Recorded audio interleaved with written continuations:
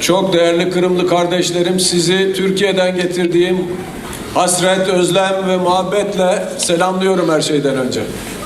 Очень ценные представители крымских татар, я приветствую вас от имени турецкого народа.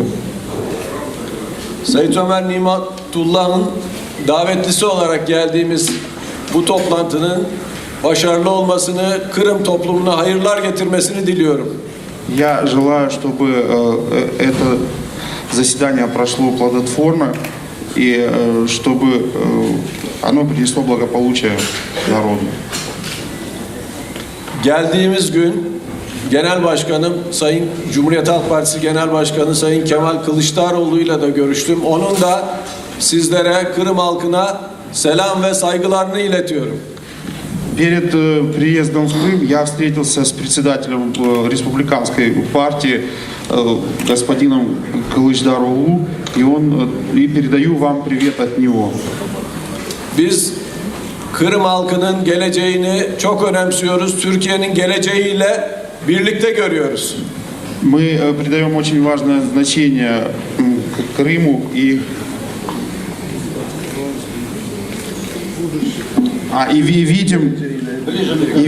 видим будущее Крыма вместе с Турцией. С Российской Федерацией, с Турцией. Мост дружбы с Россией. Мост дружбы с Россией.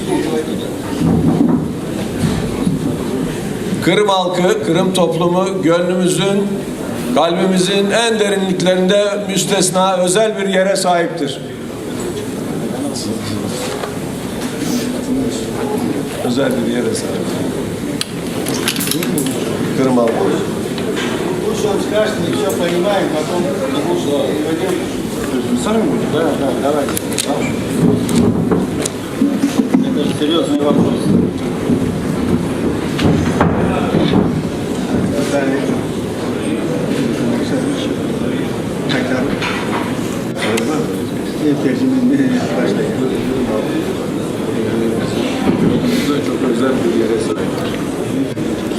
Крымско-татарский народ всегда в наших сердцах, и мы всегда помним о них.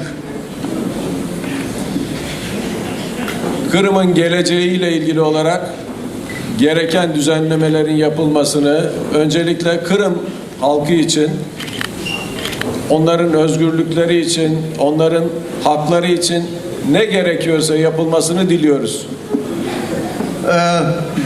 Мы всегда будем прислушиваться того, что хотелось бы крымско-татарскому народу, что было здесь, в Крыму. И всегда мы будем готовы помочь в этом направлении.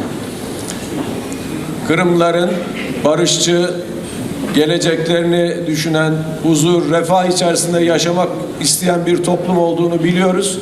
Biz de aynı düşüncede onları destekliyoruz. Мы также понимаем, что крымско-татарский народ хочет жить в мире и дружбе здесь. И многие у нас тоже есть, которые хотят здесь жить. Мы всегда готовы поддержать это желание. Çok uzatmak istemiyorum. Tekrar Sayın Nimetullah'ın daveti için çok teşekkür ediyorum. Başarılar diliyorum. Türkiye'de 77 milyonun getirdiğim selam ve saygıları sizden, Kırım halkından tekrar Türkiye'ye götürmek istiyorum. Çok много не хотел бы здесь время тянуть и сказать что-то. От всех 70-миллионной Турции я вам передаю привет и хотел бы и ваше приветствие отвезти в Турцию и передать от вашего имени и пожелать турецкому народу тоже процветания. А также я очень рад и благодарен тому, что председатель республиканской организации Крым-Бірлігі пригласил нас, и я очень доволен и хотел бы еще раз пожелать успехов в этом начинании. Allah'a emanet olunuz. Пусть поможет вам Бог в этой работе.